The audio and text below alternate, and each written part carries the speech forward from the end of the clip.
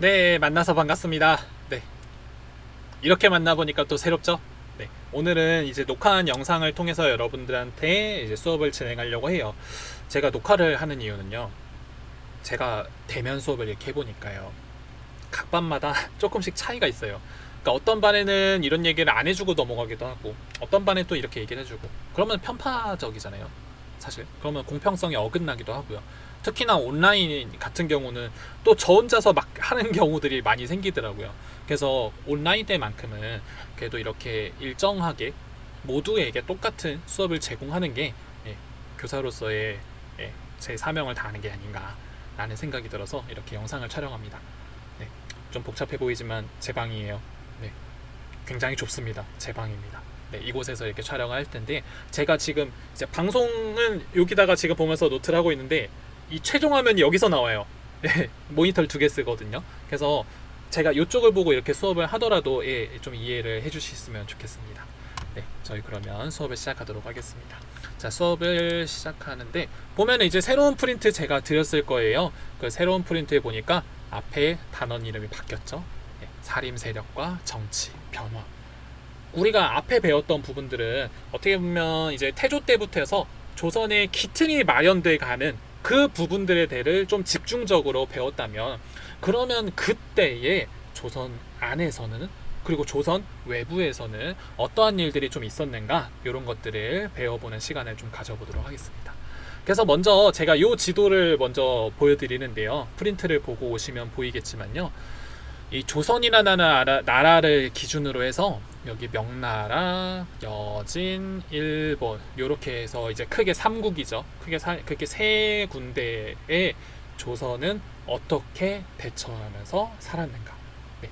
우리 조선이 만들어지고 나서 지내오는 그동안 우리가 세조 성종 여기까지 배웠을 때 거의 100년이에요. 그동안에 어떠한 일들을 가졌었는가, 주변국들하고는 어떻게 살았는가, 요거 먼저 좀 배우고 가겠습니다. 이때는 어떻게 했었냐면요, 여기 위쪽에 보이시겠지만 뭐 4대 교린이라고 해서요, 이렇게 두 개 잘라서 어느 곳에는 4대를 했고요, 그러니까 받들었다는 뜻이에요. 어느 곳에는요 교린 정책이라고 해서 어느 때는 교류를 하다가 어느 때는 방어도 했다가 이렇게 했던 거거든요. 사실상 거의 뭐 힌트는 다 나왔어요. 명나라에는 4대를 했을 거고 여진과 일본에는 그러지 않았겠죠. 그러니까 이민족이라고도 봤고요. 지금도 우리가 일본을 좀 이렇게 그렇게 보는 시선들이 물론 이제 일제강점기 이후겠지만 예전에도 일본은 사실 조선의 문화를 받아가는 곳, 중국의 문화가 우리나라로 들어오면 또 우리나라에 들어온 게 일본으로 들어오는 이런 식이었어요. 그러다 보니까 일본하고는 그러한 정책을 가졌는데, 그러니까 여기 이 그림을 보면은 이제 뭐 세종실록, 태종실록 해가지고 조선왕조실록에 기록된 것들을 가지고 얘기를 좀 드려보는 거예요. 그러니까 조선은요 일단은 매년 명나라에 사절단을 이렇게 보냈어요. 그래서 조공을 했죠. 야, 귀한 것들에서 갖다 바치고 또 그거에 대해서 여러 가지 들여오기도 하고, 그러니까 이랬던 관계를 유지했던 게 또 명나라의 관계고요. 그리고 이제 명나라 다음에 들어서는 청나라 하고도 그렇게 관계를 유지하긴 해요. 물론 청나라가 나중에 이제 뭐 러시아한테 치고 일본한테도 치고 난리가 납니다. 그렇게 되면서 조금 다르게 대처하는 것들도 있지만 일단 조선 초에는 4대를 했었다라는 거 기억해 주시면 좋겠고요. 여진과 일본하고는요, 그러니까 물론 이제 잘했으면 다행했을 텐데, 그래서 원래 무역소도 설치해줬어요. 여기 보면은 무역소 설치해줬다 이런 얘기 있죠. 여진하고는 일단 무역소 설치해줬어요. 일본도 마찬가지. 여기 항구 열어줬어요. 여기 와서 교역하라고. 근데 교역만 하면 다행이지. 일본에서는 와가지고 해적들 와서 약탈하죠. 여진족도 와가지고 난리치죠. 그러니까 여기에는 사군 육진이라는 거를 세종 때 만들고요. 그러니까 하도 약탈을 하니 이 스시마를 정벌하라고 하는 세종 때. 그러니까 일본이 어떻게 보면 해적대가 들끓었었던 이유가 그 당시가 이게 좀 일본이 전국 시대라고 해가지고요 안정이 안 됐어요. 그러니까 만화 중에 이누야샤 있잖아요. 그게 전국 시대 배경이거든요. 그러니까 굉장히 난잡했던 때요. 그렇다고 뭐 오른쪽에서 뭐 이게 그 뭐 풍열 뭐 이렇게 해서 이렇게 하는 그런 때는 아니지만요. 그거는 만화잖아요. 근데 아무튼 그만큼 혼란했던 곳이기도 했어요. 그 당시가. 그 가운데 조선은 이러한 것들을 해나갔었고, 뭐 육규, 시암, 자와, 이거 동남아거든요. 그러니까 동남아랑도 교류를 했어요. 생각해보면. 그러니까 우리가 통일신라 때도 보면요, 여기에 청해진 있었잖아요. 장보고, 여기에 병란도, 예, 무역을 했어요. 예, 뭐 동남아, 뭐 중국 다 했어요. 그러니까 이때도 했어요. 조선 때도 했어요. 예, 그래서 여기 뭐 태국, 시암이라는 곳은 이제 태국이고요. 자와는 인도네시아, 유큐는 오키나와 이렇게 돼 있는데, 이렇게랑도 교류하긴 했어요. 그래서 보면은 이제 큰 나라, 뭐 중국이죠. 중국하고는 사대를 했고요. 이웃 나라는 가깝게는 지내나 침략을 하면은 그 다음에 정벌도 했었다라는 거. 예, 조선이 어쨌거나 강력한 힘은 보여주긴 했어요. 예, 물론 아마 한 다다음 시간 되겠지만 임진왜란 때 싹 다 조선도 그렇게 되는 일도 있기는 하죠. 아무튼 그렇게 지내고 있었어요. 그 동안에 그럼 조선 내부에 있었던 이 신진사대부라는 분들은 어떻게 살고 있었나? 그러니까 왕들은 그런 것들을 만들고 있었죠. 여러 정책들 만들고 있었는데, 그러면 이 사람들 뭐 하고 있었나? 요걸 좀 보려고 합니다. 조선이란 나라는요, 공을 세우면 그거에 대한 뭐 토지나 노비를 주는 것들을, 어떻게 보면 말 그대로 뭐 개국공신 이런 느낌처럼 공로에 대한 대가를 주는 게 맞는 나라였어요. 그래서 우리가 배웠던 와중에 좀 세조 때로 조금 넘어가려고 해요.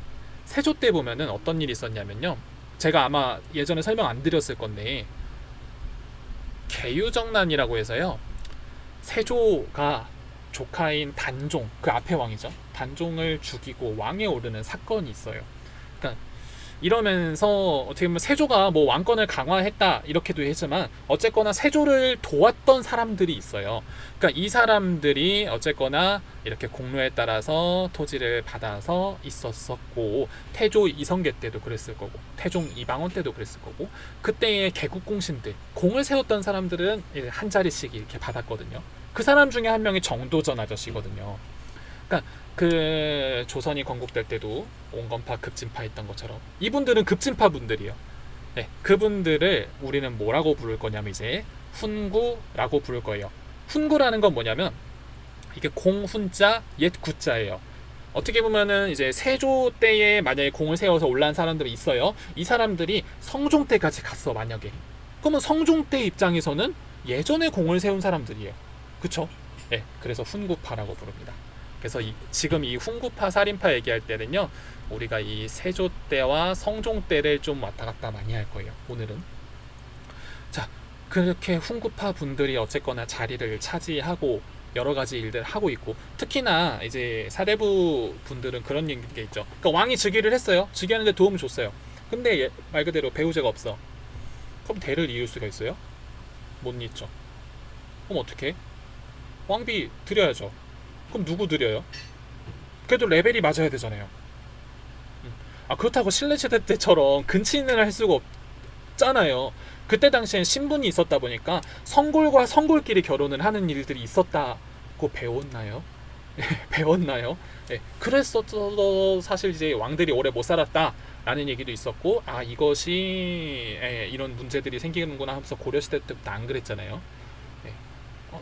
아무튼 그랬다고요. 근데 이제 조선시대에 와서는 어떻게 했냐면, 이제 왕비를 드릴 때 어느 집에 누굽니다 해가지고 이렇게 사주 팔자 이렇게 넣어가지고 이렇게 해서 뽑으면 내가 장인어른 한 자리 또 줘야죠. 이런 식으로 했다고요. 그래서 사실 그 왕이 이렇게 있어질 때에 이제 왕편 분들이 몇 명 있어요. 사실 이게 장인어른한테 뭐 하기가 참 애매하죠. 어쨌거나 왕이라고 있지만 이제 사위, 내 사위예요. 이런 느낌들이 이어져 갑니다. 그래서 15세기 조선의 주도 세력이라고도 이렇게 적혀 있는데, 문제는 이제 성종 때 넘어와서예요. 성종이 좀 어린 나이에 왕이 돼요. 앞에 있던 문종이 금방 죽어요. 그래서 10살의 왕이 올라요. 근데 이제 문제는 10살의 왕이 오르니까 어떻게 할 수가 없잖아요. 어떻게 10살부터 벌써 나라를 치리해요. 그래서 수렴청정을 해요. 수렴청정. 이제 엄마라고 해야 되나, 할머니라고 해야 되나, 아무튼 이렇게 해서 정치를 하게끔. 근데 사실 이분들은 훈구파 사람들이잖아요. 결국 자기네들끼리 해먹는 거예요. 제가 이렇게 속되게 얘기하지만 아무튼 그렇게 하는 거예요. 그렇게 하고 나다 보니 성종도 이제 나이가 들었겠죠. 나이가 들어서 하려니까 자기 편이 필요했던 거죠. 그 사람들을 등용하기 시작하니 이분들이 바로 사림, 선비사자에 수풀림자를 써요. 이 사람들은 어떤 사람들이냐? 여기에 보면은 이게 사림의 계보라고 제가 쭉 적어놨는데 이거 많이 물어보더라. 요거 태계이왕 율곡이에요. 네, 쭉 이렇게 계보가 이어질 건데 정몽주 아저씨부터 쭉 내려오는 이 사람들, 조선 건국에는 참여하지 않았으나 지방에 있는 유향소나 이런 데서 지방의 뭐 향리들 도와주기도 하고 이제 유교윤리 뿌려줬던 그 사람들, 이 사람들을 성종 때부터 해가지고 등용을 해요. 관직에 올라서 한양으로 들어오는데 이 사람들을 어디에 임명시켰냐? 삼사, 여기 무슨 일하는 곳? 부정부패 감시하는 곳. 이렇게 해서 그 당시에 훈구파 분들의 부정부패를 감시하기 시작합니다. 야, 웬걸? 분명히 누리고 있었는데 그 누리는 거 하나하나 뺏기기 시작했죠. 싸우기 시작하는 거죠. 이때부터 싸움이 시작됩니다. 그래서 제가 이제 밑에 부분 보면요, 사림들이 화를 당했던 사화 총 4가지거든요. 총 4가지인데 요거에 대해서 이제 말씀을 드리면 아마 오늘 수업 끝나지 않을까 싶어요. 네. 근데 보면은 이제 조선시대부터는 좀 이 사건들의 이름을 보면은 뭐 무오사화, 갑자사화, 기묘사화 앞에 이상한 것들이 붙어요. 차라리 연도로 하지, 그쵸? 그러니까 올해가 2021년이잖아요. 이거 어떻게 세는지 아시죠? 네, 아나 해서 물어보는 건데, 이거 뭐 BC, AD 쓰는 거, 이거 기준이 예수 탄생이잖아요. 네. 이게 전 세계 사람들이 지금 쓰고 있는 이제 달력이잖아요. 2021년. 네. 이게 주 탄생 21년 후에요. 여러분들은 주 탄생 2007년 만에 태어나신 분. 네, 그걸 기념하는 거잖아요. 비포 크라이스트, 아노 도미나 이렇게 해서 하는 건데, 여기 나오는 거는 어떻게 세는 거냐면, 뭐 아는 사람들은 알 거예요. 그러니까 여러분들이 12지신 그거 외울 줄 아세요? 자축인묘 진사오미. 슬슬 이제 따라하는 사람들이 생기네요. 신 조금 내려서 유술해. 여러분들이 돼지띠 여기 해자에 들어가죠. 그리고 혹시 그것도 아세요? 이거 갑을병정까지는 알겠지. 이거 가끔 시험 때 쓰시잖아요. 1, 2, 3, 4, 5 안 하시고 갑을병정, 무기, 경신, 임계. 여기까지는 또 처음 하셨죠. 이게 10개고 이게 12개예요. 그래서 이게 신기한 게, 그러니까 이거 그냥 여담이에요. 이거 역사 시간에 중요한 거 아니에요. 만약에 내가 갑자년에 태어났어. 그러면은 이 갑자년이 다시 한 바퀴 도는데 몇 년 걸리는지 아세요? 60살이에요. 그래서 환갑잔치를 60살 때 하는 거예요.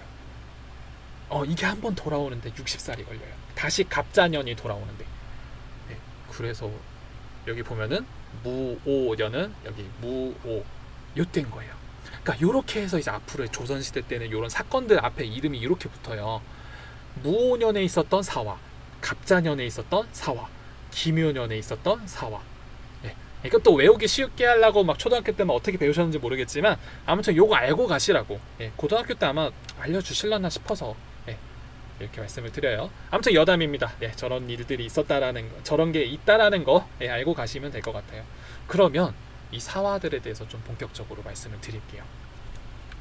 여기 보면은 일단 첫 번째 있었던 사화, 이 무오사화랑 갑자사화 같은 경우는요, 이제 성종 뒤에 왕위에 올랐던 연산군 때 일이에요. 연산군 때 폭정을 일삼았다라고도 하죠. 폭군이라고도 하는데, 이 연산군 때 무슨 일이 있었는지 한번 봅시다. 무오사화 때는요, 여기 이제 사림의 계보에 보면은 여기 김종직 아저씨 보이시죠? 이 김종직 아저씨가 이제 3사에 올랐을 때 있었던 일이에요. 그러니까 이 김종직 아저씨가 조선왕조실록에다가 이제 하나의 글을 적게 되는데 그 이름이 조의제문이에요. 옛날에 중국에 초나라의 의제가 있었어요. 이 의제가 항우라는 사람한테 죽임을 당하고 항우가 이제 새로운 나라를 세워요. 이게 아마 한나라였나 아무튼 그럴 거거든요. 그 초안지 해가지고 아마 그때 얘기라고 저도 기억이 하는데 아닐 수도 있어요.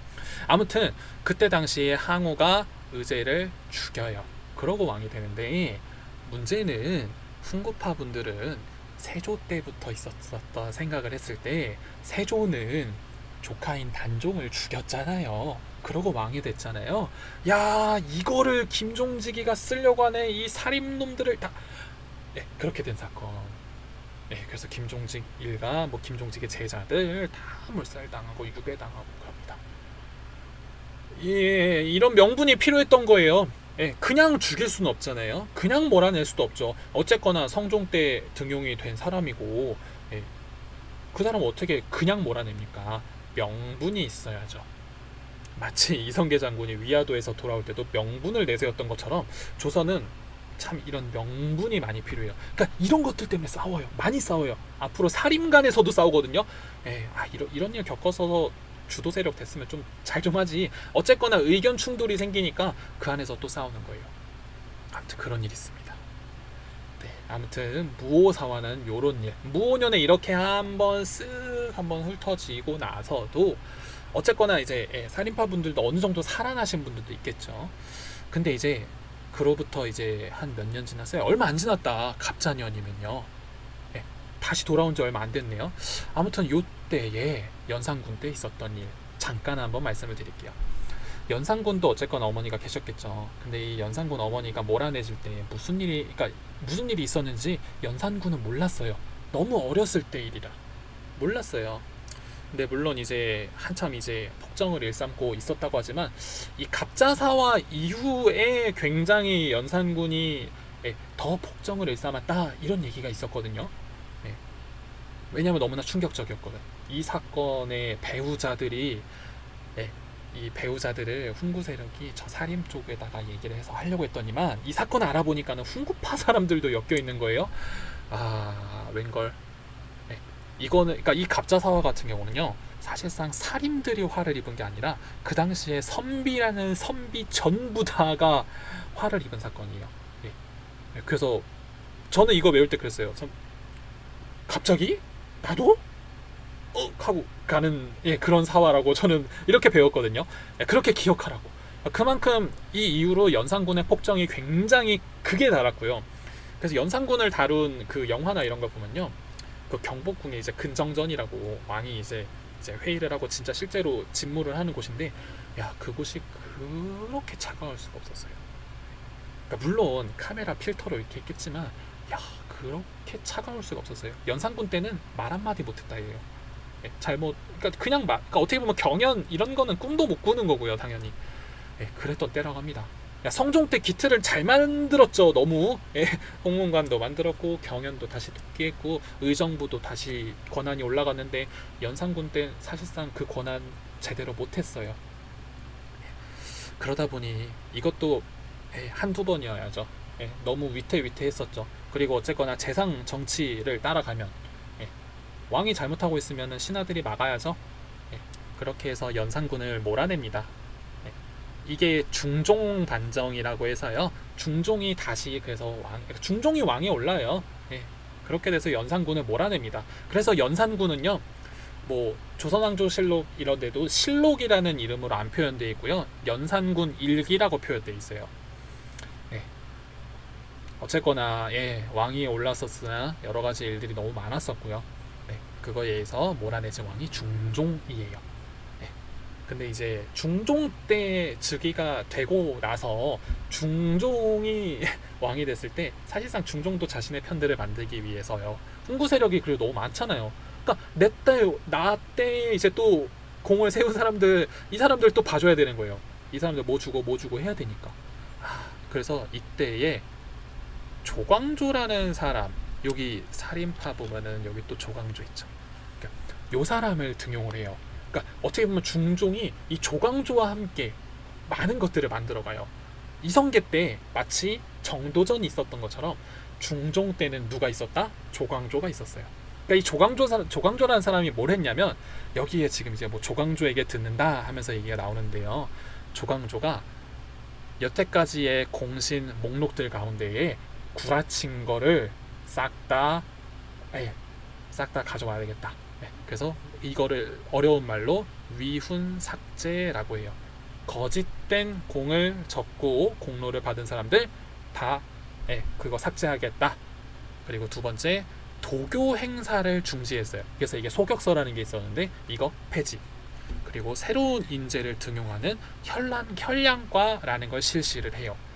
그러니까 이렇게 하다 보니 조광조의 힘이 날로 커지고 있는 거예요. 그래서 이 훈구파 분들이 이걸 어떻게 몰아내야 되나 이러면서 좀 고민을 하고 있었어요. 고민을 하고 있는데 진짜 별걸 다 만들었다 싶은 게, 제가 잠깐 한자를 써볼게요. 이게 맞을까? 제가 지금 저걸 안 갖고 와서, 집에 안 갖고 와서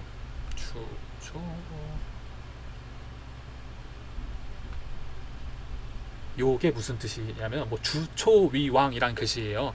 이거를 어떻게 했냐면 이거를 나뭇잎에다가요. 자, 나뭇잎이에요. 자, 나뭇잎에다가요. 저 글씨대로 꿀을 발라놨어요. 그러니까 이게 아마 뽕잎이었을 거예요. 그래서 누에를 갖다 놓으니까 누에가 당연히 꿀이니까 그거를 파먹었겠죠. 근데 요거 두 개 글씨를 합쳐서 요렇게인가? 요게 그 조광조의 조자래요. 아마 조씨성 같은 친구들은 이 조자 쓰시는 친구들도 있을 건데, 조씨가 왕이 될 거다 라는 게 갑자기 나뭇잎에 써졌네? 야, 이거 너무 이거 말도 안 되는 일이다. 이거 조광조가 왕이 되려고 했던 반역이었구나 하면서 이제 조광조를 몰아내요. 그래서 기묘한 일이 일어났다 해서 기묘사화라고 저는 외우게 하셨어요. 아무튼 이런 일이 있었습니다. 이거 웃기죠? 그러니까 이런 식으로 해서 조광조 비롯한 조광조를 따르는 사람들을 다 몰아냅니다. 진짜 별별 명분이 없어서 이런 것까지 만드나 싶죠. 이렇게까지 했던 게 사화예요. 그래서 사림들이 올라서, 그러니까 제대로 된 일을 하고 싶어도 훈구파 분들의 견제 때문에 이게 잘 안 됐었어요. 아무튼 그랬습니다. 그리고 여기 밑에 을사사화라는 것도 얘기를 드리면, 중종 다음에 인종 다음에 명종이거든요. 근데 이제 인종이 죽고 나선가, 인종의 그 명종 엄마는, 아무튼 제가 그 데뷔 마마에 대한 거에서 이거를 뭐 제사를 어떻게 드려야 되냐, 뭐 3년상을 치러야 되나, 뭐 어떻게 해야 되냐, 이거 가지고 싸우면서 있었던 일도 있어요. 그러니까 별별 일이 많아요. 이거 가지고 또 싸우게 돼서 뭐 여기서 또 의사사화 하면서 을사년에도 이런 일이 있었다 라면서 이렇게 지나가는 거. 의사사화 일단 이런 사건이라는 것만 기억해 주세요. 제가 다시 오면 좀 더 말씀을 드리도록 할게요. 여기까지 해서 수업 진행하도록 하겠습니다. 좀 이제 훈구파와 살인파 이런 거 좀 잡히세요? 세조 때부터 뭐 여러 가지 해 나가긴 했었죠. 그리고 태종 때부터도 여러 가지 있었지만, 그때 당시에 예전부터 계속해서 공을 세우던 그 사람들과 새롭게 다 등장한 이 살인파 분들의 싸움, 이것 때문에 조선이 휘청휘청할 거거든요. 휘청휘청할 거예요. 그러다가 안정이 찾아왔을 즈음, 사실상 그 중종 때 저기거든요. 그 임진왜란이거든요. 그러니까 이제 일사사화 이후로 임진왜란이 와요. 외적도 쳐들어오는데 제대로 막지도 못했던 이 조선이라는 나라 어떻게 갈 것인가, 요거에 대해서는 잠시 우리 문화 파트 다음 시간에 하고 발명품들 하고 넘어가도록 하겠습니다. 여기까지 고생 많으셨고요. 수업 여기서 마치도록 하겠습니다. 고생하셨습니다.